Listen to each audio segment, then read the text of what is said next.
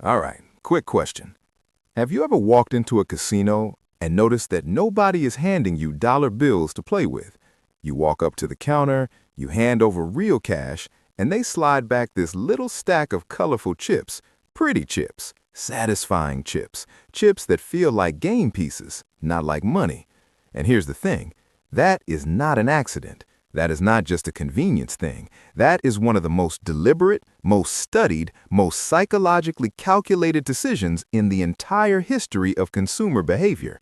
Because the moment those chips are in your hand, something shifts in your brain. That $200 you just handed over doesn't feel like $200 anymore. It feels like points. And points are way easier to spend than cash. Now here's where it gets really interesting. You might think this is just a casino thing, a Vegas thing, something that doesn't apply to your regular everyday life. But I'm about to show you that you are walking into a version of this same psychological trap every single time you tap your card at the grocery store, the restaurant, the online checkout. The game is the same, only the chips have a different name. They're called credit cards and debit cards and buy now, pay later. And the house is always winning. Now, before we get into the science of all this, I want to say something that I think a lot of people need to hear. If you've ever looked at your bank statement at the end of the month and genuinely could not explain where all your money went, you are not bad with money. You are not weak. You are not lacking discipline.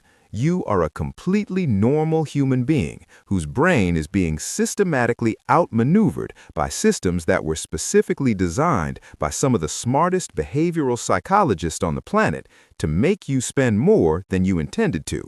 This is not a fair fight. On one side, you've got your tired, distracted, decision-fatigued brain just trying to get through the day. On the other side, you've got billion-dollar companies with decades of research into exactly how to remove every possible moment of friction between you and a purchase. Understanding how this works doesn't just make you smarter about money, it gives you the ability to opt out of a manipulation you didn't even know was happening. Let's start with the science, because this stuff is genuinely fascinating. Back in the 1990s, a researcher named Drazen Prelec at MIT ran a series of experiments that changed the way we understand spending behavior. In one of his most famous studies, he auctioned off tickets to sold-out sporting events. Some participants were told they had to pay with cash. Others were told they could pay with a credit card. The credit card group consistently bid almost twice as much for the exact same tickets. Same event, same seats, same everything. Just a different payment method, and the willingness to spend nearly doubled. That result has been replicated in study after study since then.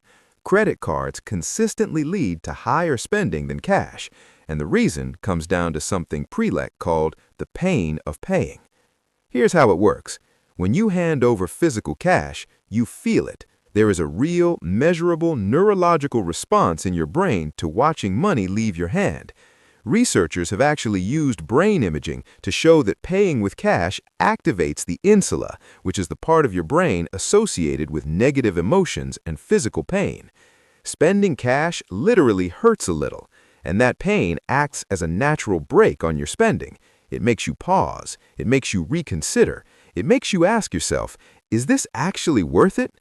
But when you tap a card, that pain is almost completely absent. The transaction is so fast, so frictionless, so abstract that your brain barely registers it as a financial event at all. It feels more like unlocking your phone than spending money. And without that pain signal firing, your natural spending brake just doesn't engage. Now, layer on top of that the casino chip effect. When money gets converted into something that doesn't look or feel like money, the brain stops treating it like money. Casino chips are the most obvious example, but think about how this same principle shows up everywhere in your daily life. When you load money onto a Starbucks app, it stops feeling like real dollars. When you buy V-Bucks or game credits, spending them feels completely different from spending cash. When you use a buy now, pay later service and split a $200 purchase into 4 easy payments of $50, your brain evaluates it as a $50 purchase, not a $200 one. The pain of paying gets divided, diluted, until it barely registers at all. And the numbers back this up in a big way. Studies show that people spend, on average, 12 to 18% more when using credit cards versus cash. 12 to 18%. On a household that spends $3,000 a month, that's an extra $360 to $540 every single month being spent beyond what they would have spent if they were using cash. Over a year, that's between $4,000 and $6,500 gone. Not because of bad decisions, because of a payment format that was engineered to bypass the part of your brain that pumps the brakes. Now, let's zoom out and look at who actually designed this system and why. Because this didn't happen by accident. Every major player in the payment industry has a direct financial incentive to make spending as painless and frictionless as possible.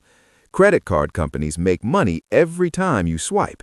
They also make money when you carry a balance, which you are far more likely to do when you've spent more than you intended to. Buy now, pay later companies make money from merchant fees and from the late fees and interest that kick in when customers miss payments. Retailers have spent decades studying exactly how store layout, lighting, music, and checkout design can maximize the amount you spend before your brain catches up with your wallet. Even the design of banking apps is deliberately built to make your balance feel abstract, just a number on a screen, rather than something with real physical weight. This is the machine you are operating inside every single day, and it is not neutral. It is not just providing convenience, it is actively and deliberately working to increase your spending beyond what you would naturally choose to spend, because your spending is their revenue. The casino figured this out first. Replace real money with chips and watch people spend more, stay longer, and feel less pain about the losses. The rest of the financial industry looked at that model and built an entire economy around it. So, what do you actually do with this information? Because knowing you're being manipulated is only useful if it changes something about how you operate. First strategy, bring back the pain of paying deliberately. This doesn't mean you have to go cash only for everything, but for categories where you consistently overspend, groceries, dining out, entertainment, try using cash for 1 month. Take out a physical envelope with your budget for that category. When the envelope is empty, you're done. The physical act of handing over bills will immediately change how carefully you evaluate each purchase. It sounds old school, it works every single time. Second strategy, add friction to your digital spending. Remove your saved card details from your most used shopping apps. Turn off one-click purchasing on Amazon. Make yourself manually type in your card number for online purchases. Every extra step between you and a purchase gives your brain a moment to catch up and ask whether you actually want this or whether you're just responding to how easy it made feel.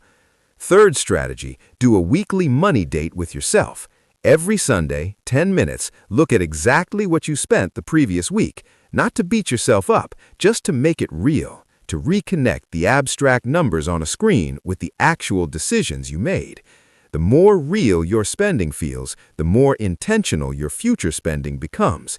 You're essentially rebuilding the pain of paying in a world that was designed to eliminate it. Here's the bottom line. Casinos figured out a long time ago that if you replace real money with something that doesn't feel like real money, people spend more, feel less, and walk away lighter than they ever planned to. The modern financial system took that exact same insight and built it into every tap, every swipe, every one-click checkout in your entire life. This is not about blaming yourself for overspending. This is about recognizing that you have been playing a game without knowing the rules, and now you know the rules. The pain of paying is not a weakness. It is actually one of your most powerful financial tools. It is the signal your brain sends to make sure you actually want what you're about to buy. When you let systems remove that signal entirely, they win. When you protect it deliberately, you do. So starting today, make spending feel like what it actually is. Real money, real choices, real consequences.